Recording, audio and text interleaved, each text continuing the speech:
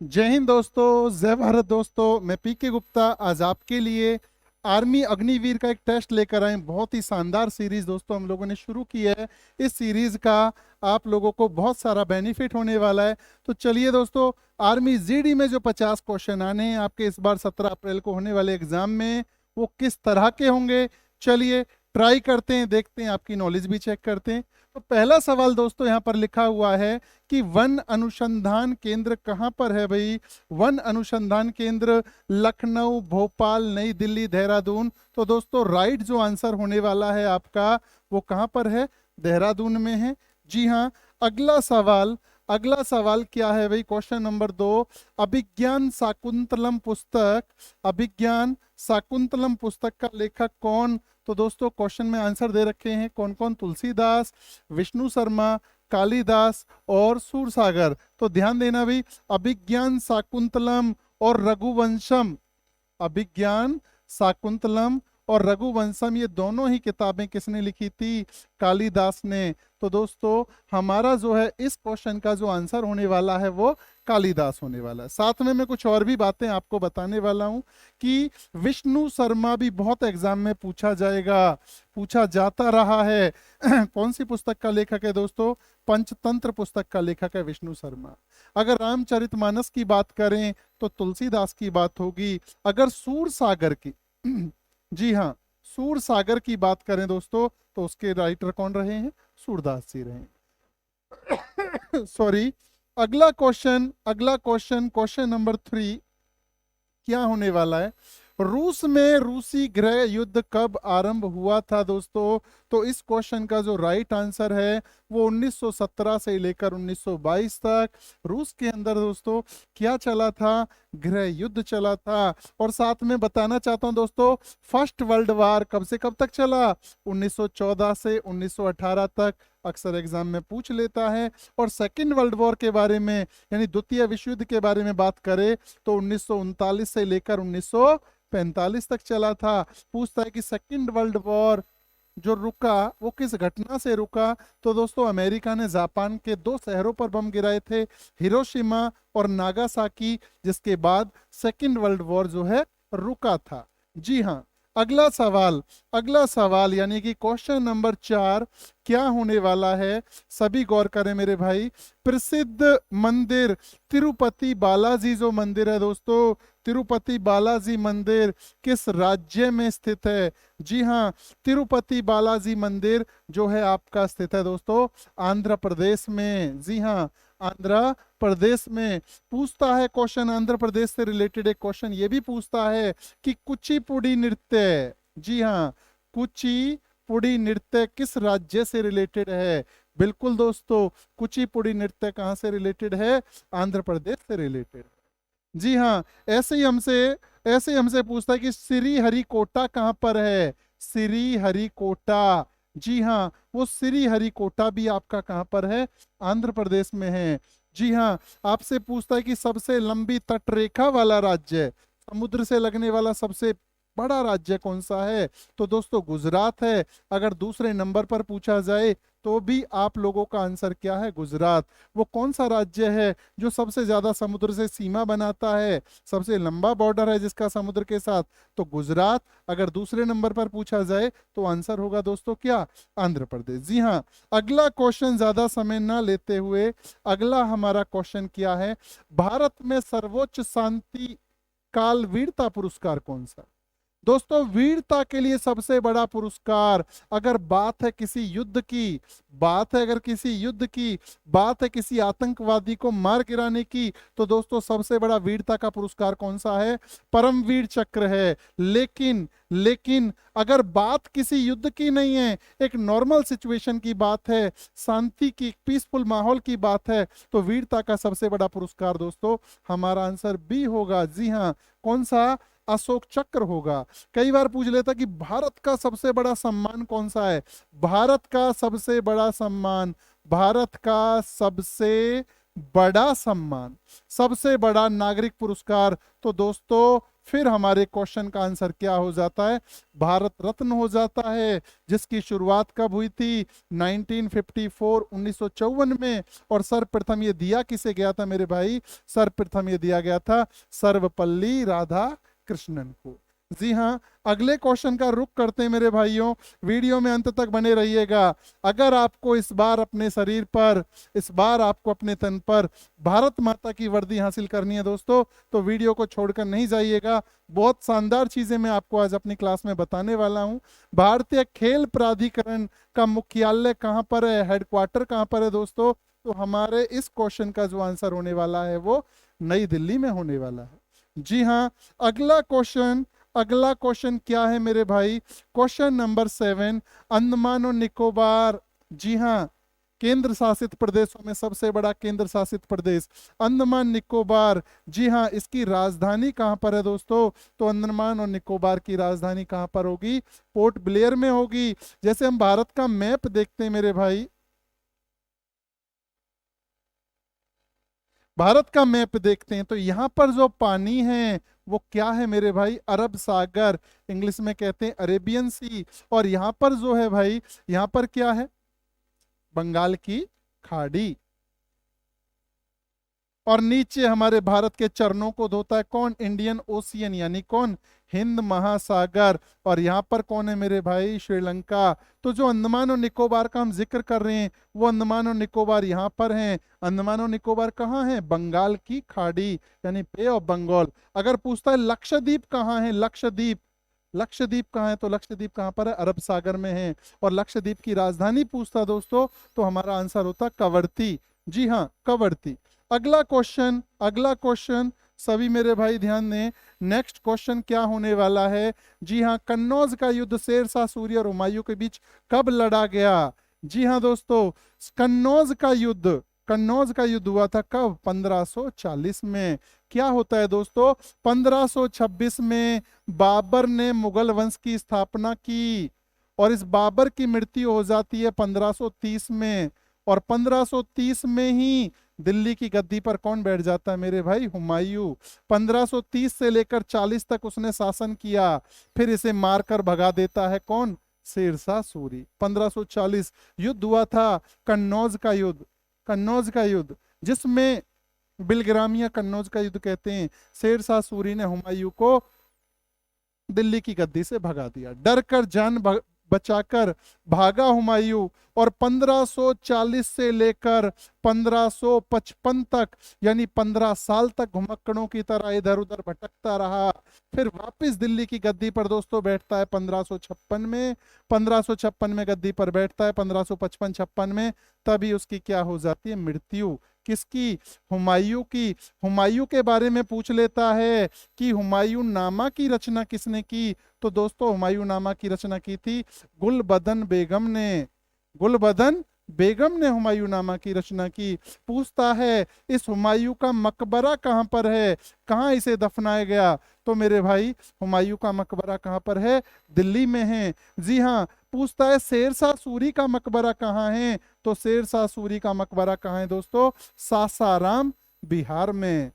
शेरशाह सूरी से रिलेटेड यह भी पूछा जाता है कि जीटी रोड यानी ग्रैंड ट्रंक रोड किसने बनवाया था, किसने उसकी मरम्मत करवाई थी। जी हाँ, आपका जवाब होगा दोस्तों क्या, शेरशाह सूरी। पूछता है जीटी रोड किसका सम्मिलित रूप है, किन दो राष्ट्रीय राजमार्गों को मिलकर जीटी रोड बना है, तो दोस्तों NH1 और NH2, इन दोनों राष्ट्रीय राजमार्गों को मिलकर जी हाँ बना है कौन, जीटी रोड। और जीटी रोड है कहां से कहां तक मेरे भाई, अगर मैं NH1 की बात करूं तो ये अमृतसर से लेकर दिल्ली तक है।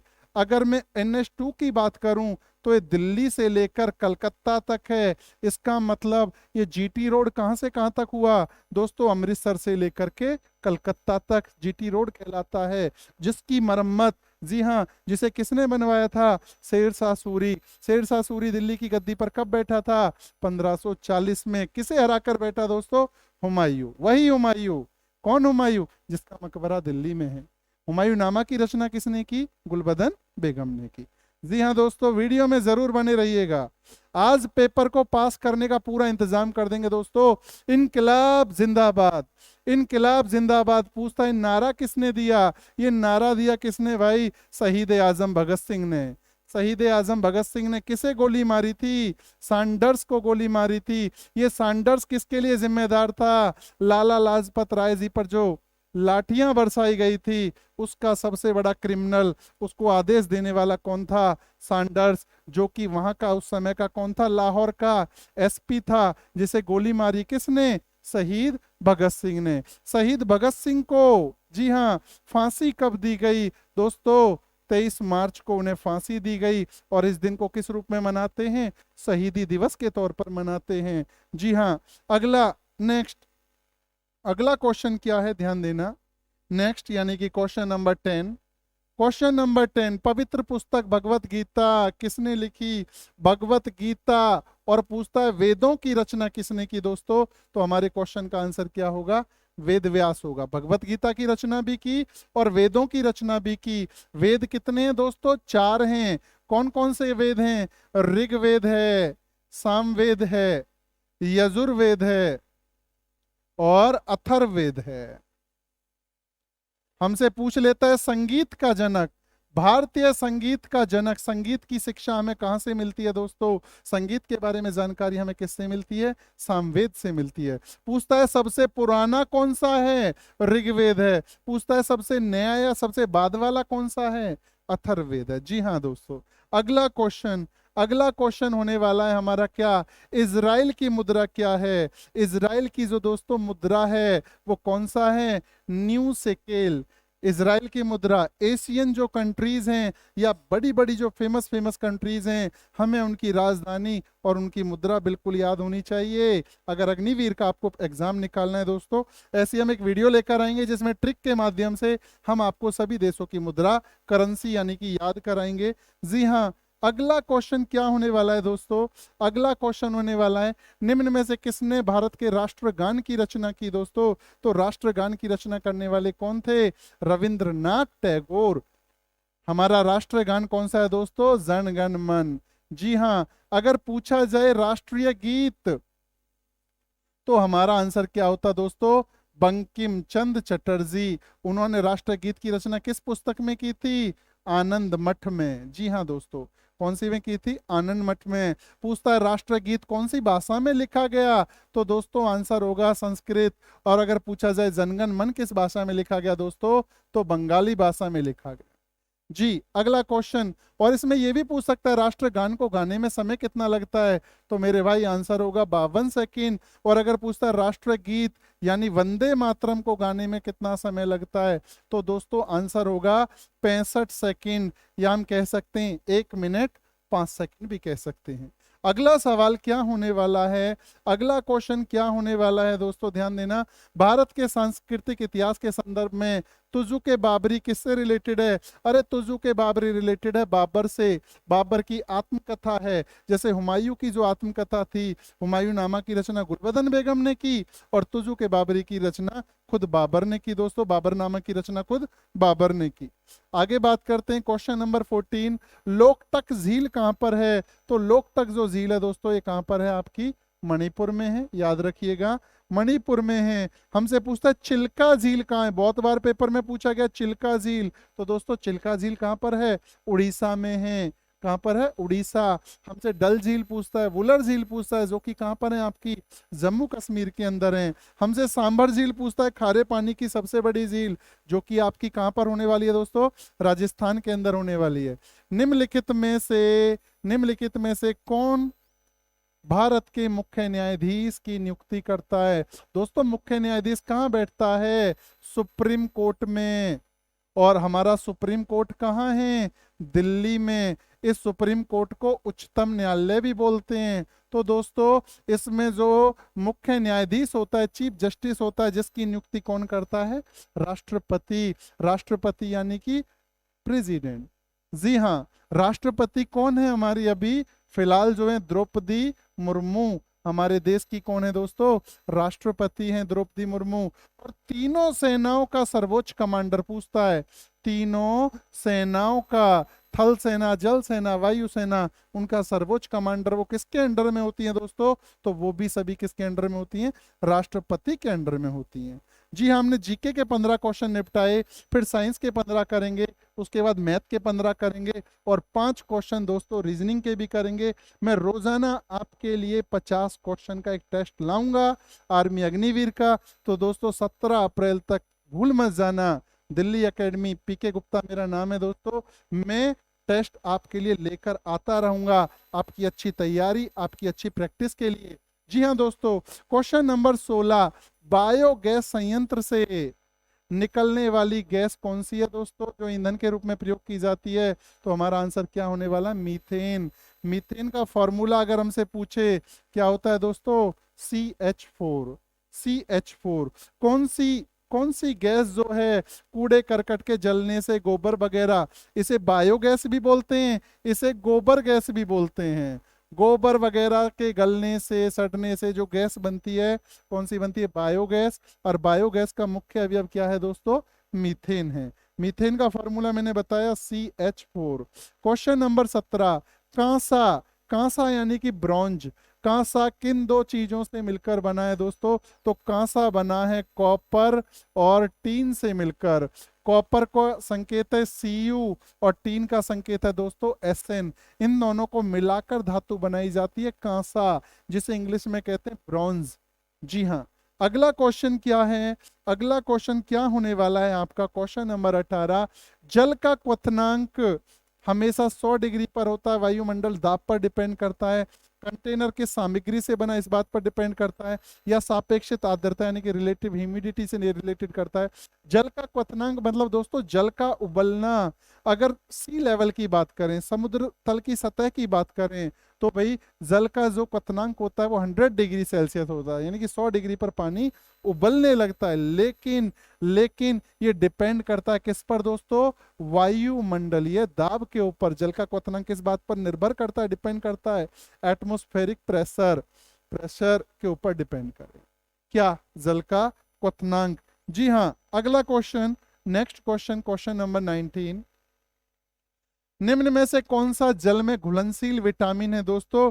जल में जो घुलनशील विटामिन है वो है बी और सी।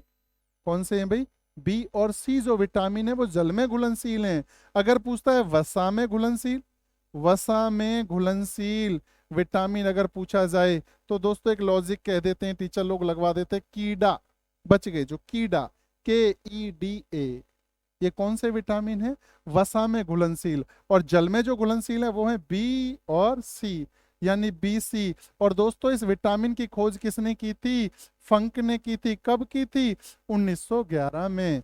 जल में घुलनशील BC। हमसे पूछ लेता है कौन सा विटामिन हमें धूप से मिलता है दोस्तों?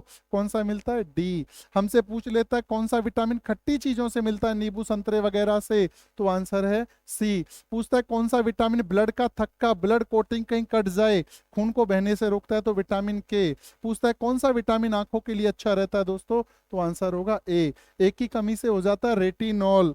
क्या हो जाता है मेरे भाई? सॉरी, एक की कमी से हो जाता है रतौंधी। कौन सा रोग हो जाता है? रतौंधी। जी हाँ, अगला क्वेश्चन है हमारा कि भाई आधुनिक आवर्त सारणी डैश पर आधारित है। किस पर आधारित है दोस्तों? ये equivalent weight, atomic weight, atomic number, या इनमें से कोई नहीं? तो आधुनिक आवर्त सारणी की जो खोज की थी किसने की थी दोस्तों? मोसले ने की थी। और वैसी जो नॉर्मल थी आवर्त सारणी वो किसने बनाई थी? मेंडलीफ ने बनाई थी, मेंडलीफ ने। तो आधुनिक आवर्त सारणी बनाई थी मोसले ने, जो किस पर डिपेंड करती है? एटॉमिक नंबर यानी कि परमाणु क्रमांक पर। जी हाँ, अगला क्वेश्चन क्वेश्चन नंबर 21, ग्रेफाइट का प्रयोग पेंसिल में क्यों किया जाता है? ये कागज पर चिन्हांकित कर सकता है, ये कार्बन का प्रूफ है, ये सस्ता है, ये कोमल और भंगुर है। भैया ये सॉफ्ट है एंड ब्रिटल है। ब्रिटल मतलब जो टूट जाए, बिखर जाए, और जब टूटता है, जब वहां से छनता है तभी तो वो लिखता है। तो इस क्वेश्चन का राइट आंसर, ग्रेफाइट का प्रयोग पेंसिल में क्यों किया जाता है? क्योंकि ये भंगुर है, ब्रिटल है और कोमल है, सॉफ्ट है। आंसर डी होगा। अगला क्वेश्चन, क्वेश्चन नंबर 22, जी हाँ, मानव शरीर के अंदर खालिस्तान की उपस्थिति के कारण रक्त जमाव नहीं होता। तो दोस्तों क्या हमारा आंसर होने वाला है? हेपेरिन। दो चीजें होती हैं भाई, हमारे लीवर में, हमारे जी हाँ लीवर में दो तरीके के प्रोटीन होते हैं, एक होता है फाइब्रिनोजन, फाइब्रिनोजन, और दूसरा होता है हिपेरिन। तो फाइब्रिनोजन जो है ना भाई, कहीं से कट जाए, ब्लीडिंग होने लगे, तो फाइब्रिनोजन ब्लड को जमने में मदद करता है, और हिपेरिन नाम का जो प्रोटीन है हमारे शरीर के अंदर ब्लड को जमने से रोकता है। तो राइट आंसर क्या है मेरे भाई? हिपेरिन। जी हाँ। अगला क्वेश्चन, अगला क्वेश्चन क्या है देख लेते हैं भाई, देख लेते हैं। पानी के नीचे एक पनडुब्बी से पानी की सतह पर देखते हैं, यानी कि कौन सा वो यंत्र है जो पानी के नीचे से बाहर देखने में हमारी मदद करता है? तो दोस्तों आंसर क्या होगा? पेरिस्कोप। पेरिस्कोप पनडुब्बियों में लगा होता है। पनडुब्बी समझ गए ना, पानी के अंदर रहने वाला जहाज। अब पानी के हम अंदर हैं, 100 200 500 फीट नीचे, 1 किलोमीटर नीचे, हमें बाहर की चीज देखनी है। So who will help us? कौन हमारी मदद करेगा? The answer is periscope. Periscope की मदद से पानी के अंदर से बाहर की चीजें देखी जा सकती हैं। आगे है भाई, माइक्रोचिप बनाने में कौन सी धातु का प्रयोग किया जाता है? तांबा, लोहा, टाइटेनियम, सिलिकॉन। तो भाई आंसर है दोस्तों क्या? सिलिकॉन। पूछता है भाई आईसी चिप पर, आईसी चिप पर, इंटीग्रेटेड सर्किट चिप पर किसकी परत चढ़ी होती है? तो सिलिकॉन की परत चढ़ी होती है। हमसे क्वेश्चन पूछ लेता है कि सिलिकॉन वैली किसे कहा जाता है? सिलिकॉन वैली के नाम से फेमस कौन है मेरे भाइयों? बेंगलोर। बेंगलोर को क्या कहते हैं? सिलिकॉन वैली कहते हैं। जी हाँ। अगला क्वेश्चन, नेक्स्ट क्वेश्चन हमारा होने वाला है। जी हाँ। मानव के उत्सर्जन तंत्र के निस्पंदन इकाई, फिल्ट्रेशन यूनिट्स का नाम बताइए दोस्तों। कौन है जो हमारे ब्लड को फिल्टर करता है? तो दोस्तों किडनी में रहने वाले वृक्काणु, जिन्हें क्या बोलते हैं? नेफ्रॉन्स। नेफ्रॉन्स हमारे ब्लड को छानने का काम करते हैं। करोड़ों छोटी छोटी नसें होती हैं जो हमारे खून को छानती हैं, उसमें से गंदगी को, यूरिया वगैरह को, उन चीजों को अलग करती हैं। कौन दोस्तों? नेफ्रॉन। जी हाँ, किडनी में पाई जाती है नेफ्रॉन। आगे क्वेश्चन नंबर 26। हाँ, विटामिन ऐसे पदार्थ हैं जिन्हें हमारे शरीर को सामान्य रूप से विकसित करने के लिए आवश्यकता होती है। हमारे शरीर में सूर्य के प्रकाश की मदद से कौन सा विटामिन मिलता है? अरे जानते हैं। इतना बड़ा क्वेश्चन, इतना आसान क्वेश्चन, विटामिन डी। जी, हमें किससे मिलता है? धूप से मिलता है। अगला क्वेश्चन, अगला क्वेश्चन क्या होने वाला है? जी, चूना पानी यानी कि लाइम वाटर का रासायनिक सूत्र क्या है? तो दोस्तों आंसर है इसका डी, यानी कि CaOH2 इसका आंसर होने वाला है। अगला क्वेश्चन, क्वेश्चन नंबर 28। निम्न में से कौन सी धातु नहीं है, मेटल नहीं है? भैया टाइटेनियम भी मेटल है, Hg पारा भी मेटल है, चांदी भी मेटल है, तो सिलिकॉन जो है वो मेटल नहीं है, धातु नहीं है। अगला क्वेश्चन क्या है? Question number 29। पोलियो वैक्सीन की खोज किसने की दोस्तों? तो जॉन ईसाक। इसने किसकी खोज की थी? पोलियो वैक्सीन की। ऐसे लुई पाश्चर के बारे में पूछ लेता है क्या? दूध का पाश्चुरीकरण, पाश्चुरीकरण इसकी खोज किसने की थी? Louis Pasteur. ऐसे पूछ लेता, रेबीज के टीके की खोज किसने की? रेबीज का टीका। तो मेरे भाइयों रेबीज के टीके की भी खोज किसने की थी? Louis Pasteur. और पोलियो वैक्सीन की खोज की थी जॉन इसाक ने। जी हाँ। अगला question, question number 30। Question number 30। X ray किरणों पर खालिस्तान आवेश होता है? तो भैया एक्सरे किरणों पर कोई भी आवेश नहीं होता। क्वेश्चन नंबर 30 का जो आपका आंसर होने वाला है वो ए होने वाला है। नेक्स्ट क्वेश्चन, अगला सवाल ध्यान दें सभी। Question number 31। अब यहां से भैया अपना मैथ शुरू है। कह रहा 36 किलोमीटर पर आवर को मीटर पर सेकंड में बदलना है। 36 किलोमीटर पर आवर को मीटर पर सेकंड में बदलने के लिए क्या करेंगे? 36 गुना के 5/18। 18 से 2 बार कट गया, 5 दूनी, आंसर क्या है? 10 मीटर पर सेकंड। हमने 36 किलोमीटर की चाल को मीटर पर सेकंड में बदला। बदलने के लिए 5/18 से क्या कर देते हैं भाई? गुना कर देते हैं। अगला सवाल, नेक्स्ट क्वेश्चन क्या होने वाला? Question number 32। 2x + 35 का मान क्या होगा? यदि 108x + 1086 बराबर है 8x बराबर इतना। ये कह रहा है यदि इतना बराबर इतने के हो तो भैया इतना क्या होगा? तो कैसे करेंगे इस क्वेश्चन को? 108x + 1086, 8x plus 86।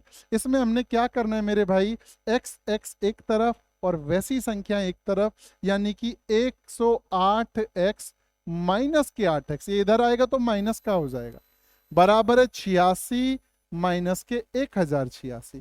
108 में से 8 गया तो दोस्तों 100x, 1086 में से 86 गए तो माइनस के बचे 1000, x की वैल्यू निकाली, माइनस के 1000 को 100 से डिवाइड किया दोस्तों, हमारी वैल्यू निकल कर आई माइनस के 10। अब इस वैल्यू को हमें इसमें यूज करना, हमसे पूछा जा रहा है 2x प्लस में 35 बराबर है कितना होगा, तो 2 के लिए 2 लिखा, गुना में x के लिए लिखेंगे माइनस के 10 प्लस के 35, तो भैया 10 की गुना 2 से करी तो माइनस के 20 आया, माइनस के 20 और 35। जब एक संख्या माइनस में हो एक प्लस में हो तो दोस्तों रिएक्शन क्या होता है, माइनस होगा, यानी 35 में से 20 घटेगा, फाइनल आंसर क्या होगा, सॉरी फाइनल आंसर क्या होगा, 15 हो, प्लस का 15 बचेगा। आ रहा है भाई समझ में, आएगा, लगे रहिए, बने रहिए, जरूर आएगा, आपकी अच्छी प्रैक्टिस होगी, आप कहीं भी तैयारी कर रहे हैं चाहे। क्वेश्चन नंबर 33, एक वर्ग की भुजाएं साइड्स में एक स्क्वायर है, उसकी प्रत्येक साइड में 20% की क्या कर दी जाए, कमी, इधर भी 20 की कमी, इधर भी 20 की कमी, इधर भी 20 की कमी, तो उसके एरिया पर क्या इफेक्ट पड़ेगा दोस्तों। इस तरह के क्वेश्चन में क्षेत्रफल एरिया हम लेके चलते हैं 100, 10% की कमी को कहेंगे 90/100 और 20% की कमी को कहेंगे 80/100। जो हमारे रेगुलर वॉचर्स हैं, रेगुलर व्यूअर्स हैं, रोजाना हमारी ऑफलाइन क्लासेस लेते हैं, वो जानते हैं ऐसा हम क्यों करते हैं। 20% की कमी को 80/100 कहेंगे, दो बार लिख देंगे, 100 से 100 कट गया, 2 जीरो से 2 जीरो, अट्ठू अट्ठू आया 64, 100 से घटकर क्षेत्रफल 64 रह गया है। अब हमें देखना 100 से कम कितना हुआ है दोस्तों, तो 64 जो है वो 100 से कितना कम है, 36% कम है, तो भैया अपने क्वेश्चन का आंसर होने वाला है 36%। जी हाँ 36%। अगर यह सवाल होता कि भैया प्रत्येक भुजा 20% बढ़ा दी जाए तो फिर हम कैसे करते, 100 गुना के 120/100, अरे घटा रहा है तो 20 घटा दिया, 100 में से 80 कर दिया, और बढ़ा रहा है तो बढ़ा देंगे 100 में, 100 से 100 कट गया, 2 जीरो से 2 जीरो, 12 12 144, यानी कितनी वृद्धि हुई भैया, 44% की वृद्धि कह देते। जी हाँ, अगला क्वेश्चन, क्वेश्चन नंबर 33 से अगला क्वेश्चन क्या होने वाला है, आप सभी ध्यान दें। क्वेश्चन नंबर 44, एक नजर देखें आप, मैं एक घूंट पानी पी लेता हूं तब तक।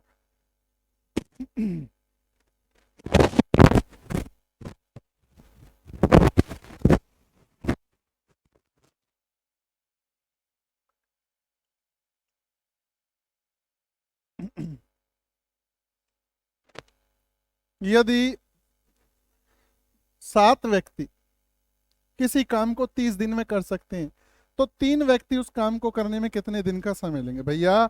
7 man can do a work in 30 days. Question है 3 आदमी उस काम को करने में कितने दिन लेंगे। ऊपर की लाइन को गुना करके लिख देते हैं, 7 गुना 30, और नीचे वाले अक्षर से भाग कर देते हैं, 3 से कट गया 10 बार, 10 और 7 की गुना कितनी आ गई, 70 दिन में करेंगे। आंसर हो गया अपना कितना, 70। अगला सवाल क्या होने वाला है, क्वेश्चन नंबर 35।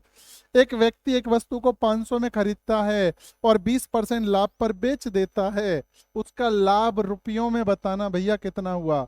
अगर 500 में हमने कोई चीज खरीदी और 20% लाभ पर बेची तो कितने में बेचेंगे, 120/100 में।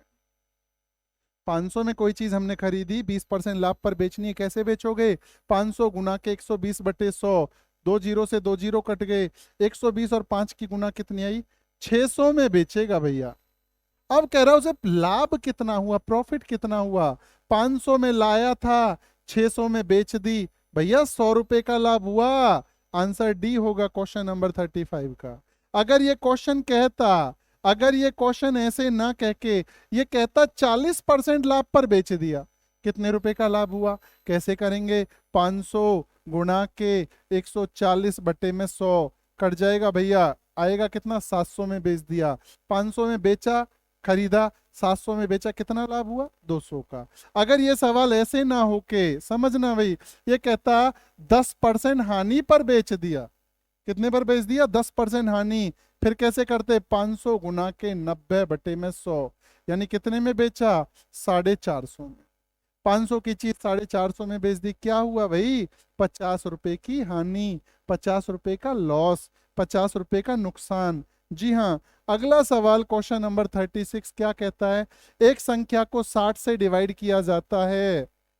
कोई संख्या है जिसे 60 से डिवाइड किया तो भैया 49 शेष बचता है, रिमाइंडर बचता है 49। कहता है जब उसी संख्या को अगर हम 15 से भाग करें तो भैया शेष जो है वो कितना बचेगा?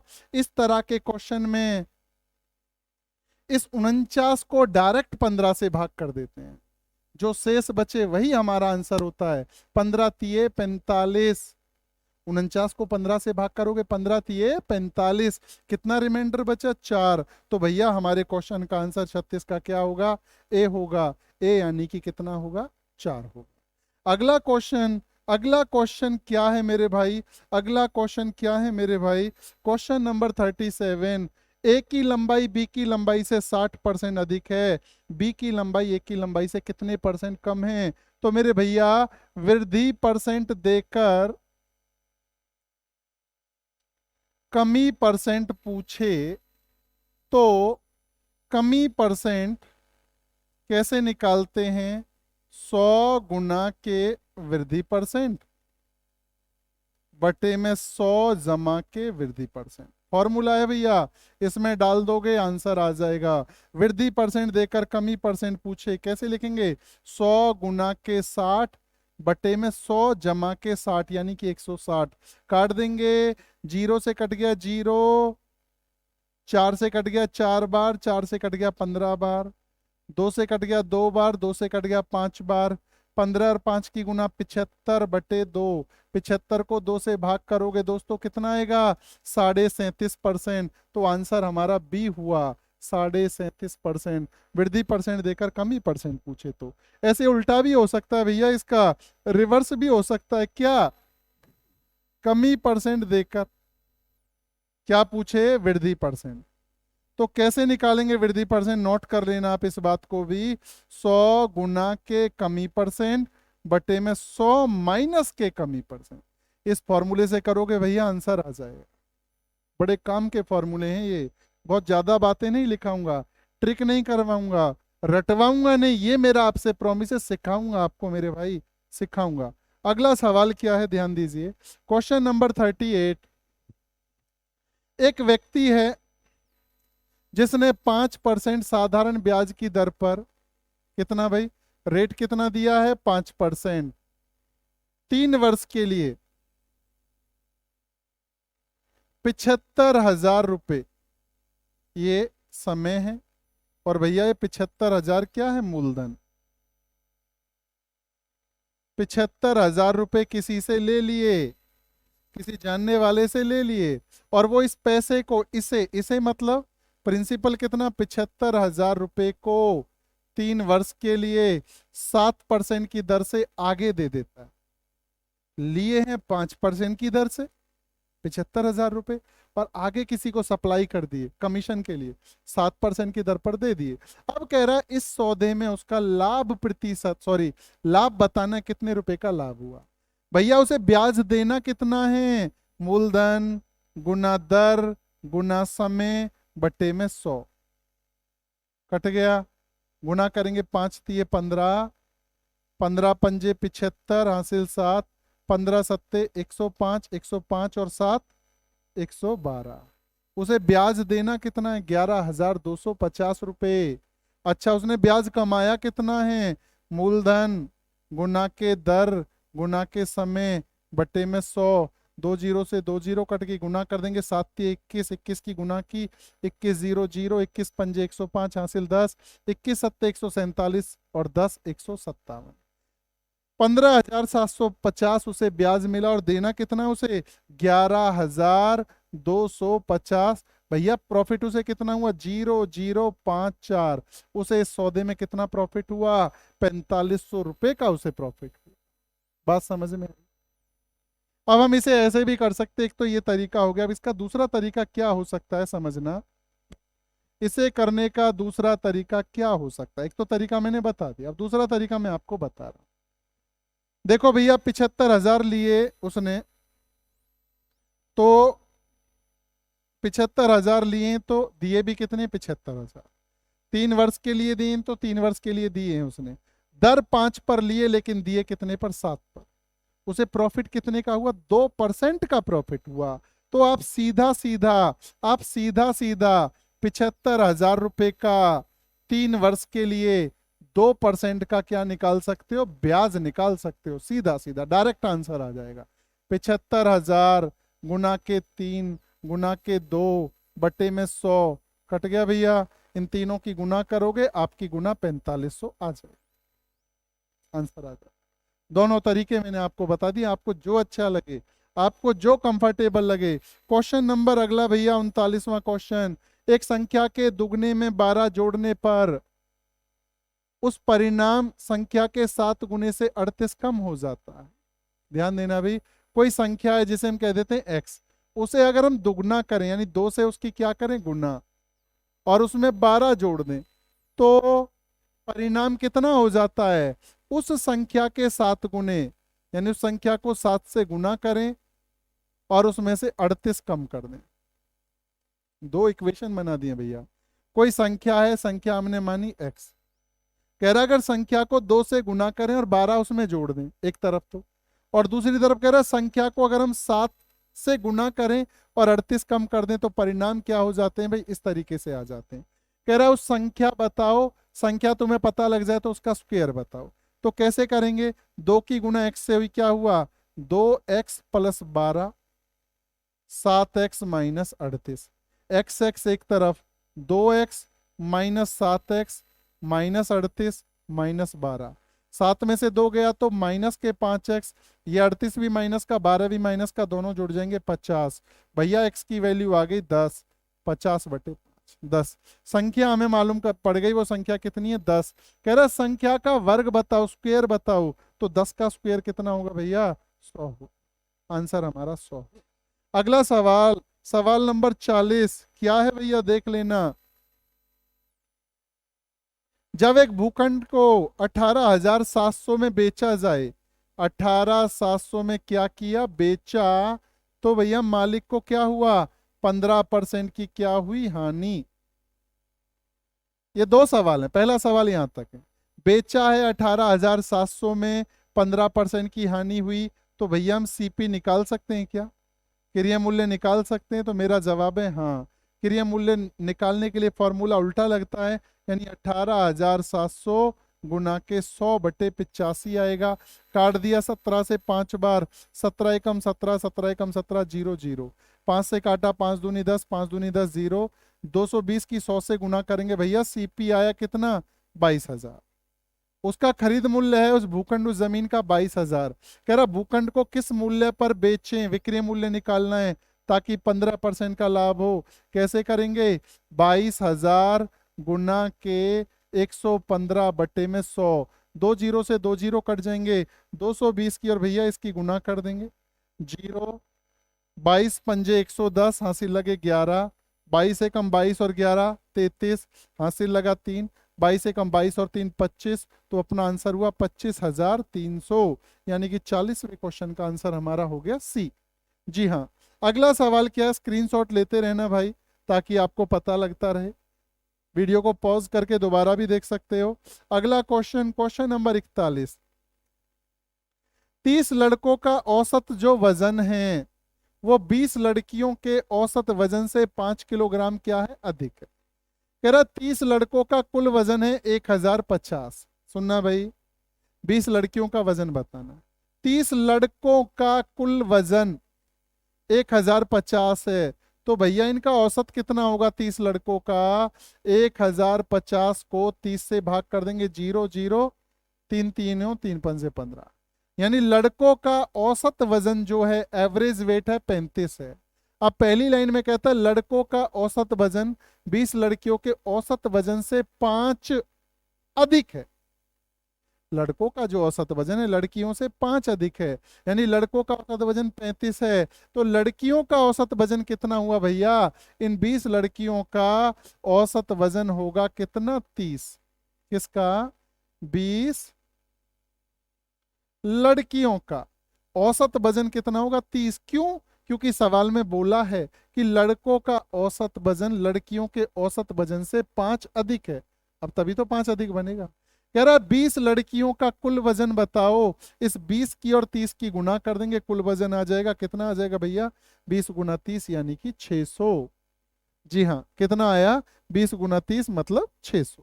अगला क्वेश्चन, क्वेश्चन नंबर 42 क्या है भाई? एक परीक्षा में वाई को पास होने के लिए 40% नंबर चाहिए थे, अंक चाहिए थे। उसे 20 नंबर मिले और 40 नंबर से क्या हो गया? फेल हो गया। अरे चाहिए कितने? 40%। प्राप्त उसने किए हैं 20 अंक और 40 अंकों से क्या हो गया? फेल। कहता है अधिकतम अंक कितने? अधिकतम अंक मतलब टोटल मार्क्स। पेपर कितने नंबर का हमें ये बताना। हम जानते हैं टोटल मार्क्स होते हैं भैया 100%। पासिंग मार्क्स, पास होने के लिए कितने नंबर चाहिए? 40% कह रहा है, 40%। सुनिएगा भाई, नंबर आए 20, 40 नंबर से फेल हो गया, मतलब 40 नंबर और लेता तो पास हो जाता। पेपर में नंबर 20 आए, 40 नंबर से फेल हो गया, मतलब 40 नंबर और लेता तो पास हो जाता। इसका मतलब भैया पास होने के लिए कितने नंबर चाहिए? पास है 60 मार्क्स पर, 40 और लेता तो पास हो जाता ना। 20 और 40 60। और वैसे देखे तो पास कितने पर है? 40% पर। यानी हमें पता लग गया कि 40% की वैल्यू 60 है। टोटल मार्क्स पूछ रहा है, मतलब 100% की वैल्यू निकालनी। कैसे निकालेंगे? 1% बराबर हो गया 60/40। 100% बराबर हो गया गुना के 100 काट देंगे। 20 दूनी 40, 20 तिये 60, 2 से कट गया 50 बार, 50 तिये 150। यानी भैया पेपर कितने नंबर का था? 150 नंबर का पेपर। 150 नंबर का पेपर था। अगला क्वेश्चन क्या है? ध्यान दें आप सभी। अगला क्वेश्चन क्या है भाई?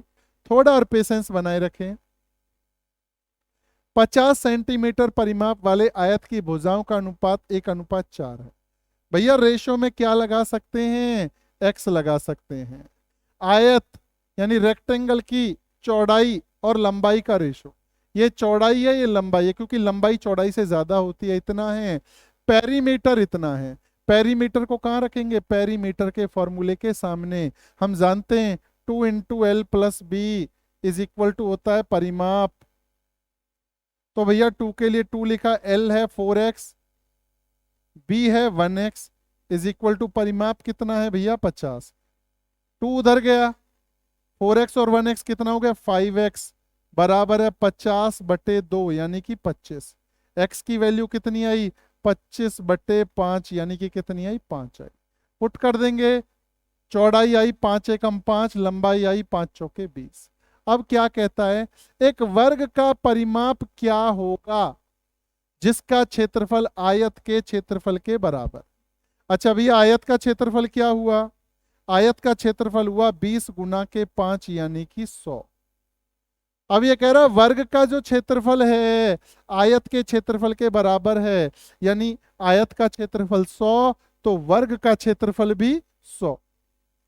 वर्ग का क्षेत्रफल भैया कितना है? 100 है। कह रहा वर्ग का परिमाप बताओ। अगर क्षेत्रफल 100 है तो भुजाई 10, भुजाई 10 तो परिमाप हुआ 10 गुना के 4 पेरीमीटर, यानी आंसर कितना होगा भैया? 40 होगा। स्क्रीनशॉट ले लेना। अगला क्वेश्चन क्वेश्चन नंबर 44। 6 घंटे एक दिन का कितना परसेंट है? तो भैया 6 घंटे ऊपर 1 दिन नीचे। 6 घंटे ऊपर 1 दिन का मतलब 24 घंटे नीचे, कितना आया? 1/4। किसमें बताना? प्रतिशत में। 1/4 का प्रतिशत बनाने के लिए गुना में 100 कर देंगे, तो 4 को 1/4 को बदला, आंसर आया भैया कितना? 25%। अगला क्वेश्चन मैथ का लास्ट क्वेश्चन, फिर उसके बाद रीजनिंग के 5 क्वेश्चन और बाकी हैं। मैथ का अगला क्वेश्चन, 8 के पहले 8 गुणज का औसत बताइए।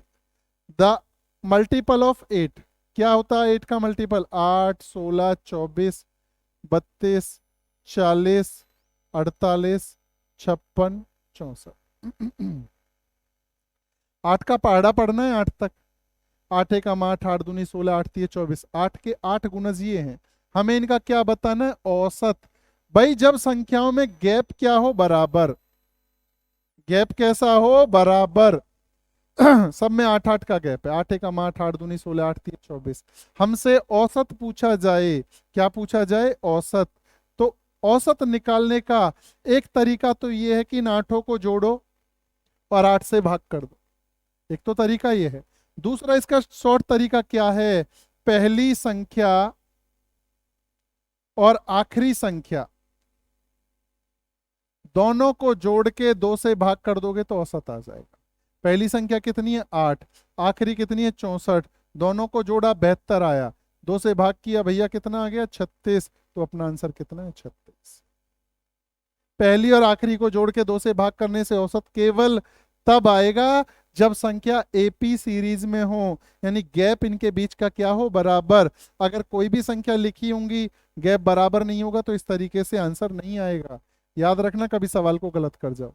गैप कैसा होना चाहिए? बराबर। सब में 8 8 का गैप है, 8 का गैप, 8 का गैप, 8 का गैप। समझ गए? जी हाँ। अगला सवाल, सवाल नंबर 46। 46वां सवाल क्या है समझना भाई। 48 विद्यार्थियों की कक्षा में सभी उत्तर की ओर मुंह करके बैठे हैं 48 लोग। कह रहा विजेता नाम का कोई बच्चा है, बाईं ओर से 26वें नंबर पर है। बाएं का मतलब लेफ्ट साइड से। टोटल लोग कितने? 48। लेफ्ट साइड से नंबर है 26। किसका?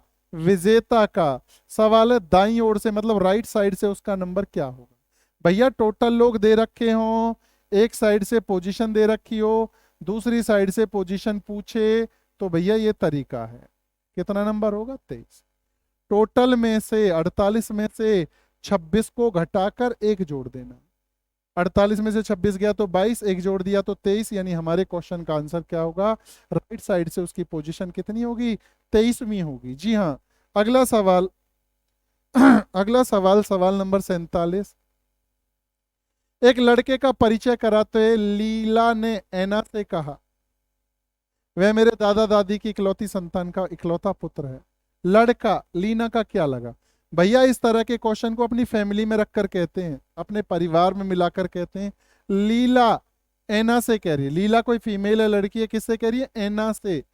सपोज मैं हूं लीना, मैं हूं लीला और मैं ऐना से कह रही हूँ क्या?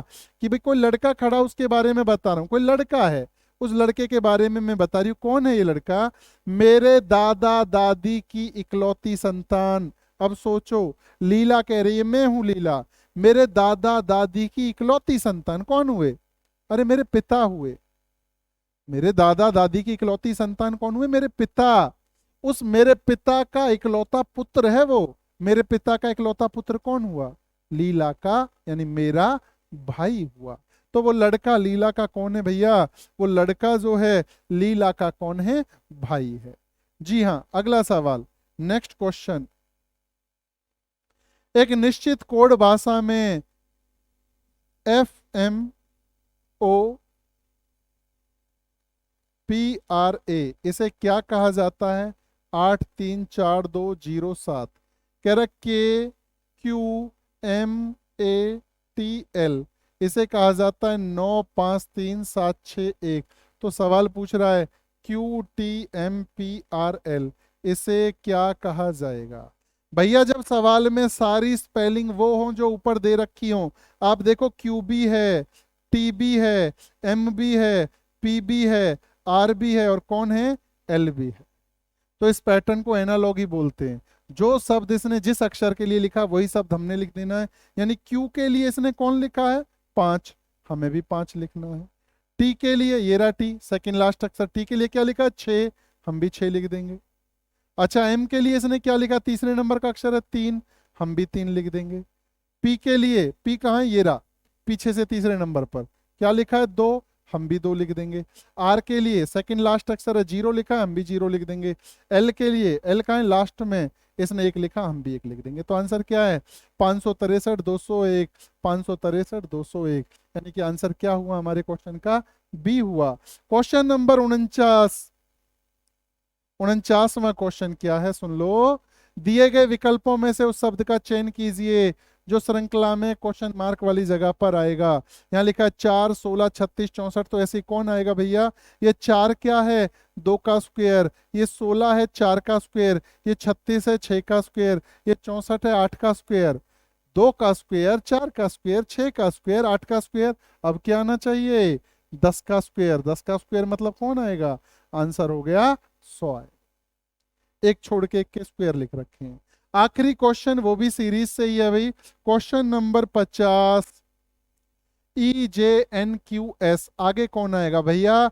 ये सवाल करने के लिए आपको ए से जेड की प्लेस वैल्यू याद होनी चाहिए। ई का नंबर होता है 5, जे का नंबर होता है 10, एन का नंबर होता है 14, क्यू का नंबर होता है 17, एस का नंबर होता है 19। अब पूछ रहा है यहाँ कौन आएगा? आप देखो गैप क्या है इनका। यहाँ कितने का गैप है? अरे यहाँ कितने का गैप है? 5 का, 5 जुड़ रहे हैं। फिर कितने का गैप है? 4 का, 4 जुड़ रहे हैं। फिर 14 के बाद 17 कह रहा गैप कितने का है? 3 का। 17 के बाद 19 कह रहा गैप कितने का? 2 का। 5 का गैप, 4 का, 3 का, 2 का। अब कितने का गैप होना चाहिए? 1 का। यानी 19 के बाद कौन सा अक्षर आएगा? 20वां। और आपको पता होना चाहिए ABCD में 20वां अक्षर कौन सा है? टी है। तो दोस्तों हमारा टेस्ट खत्म हुआ। आपने हमारी वीडियो अंत तक देखी, आप सभी का हाथ जोड़कर धन्यवाद। मिलते हैं अगले टेस्ट में, अगली वीडियो में। तब तक के लिए जय हिंद, जय भारत दोस्तों।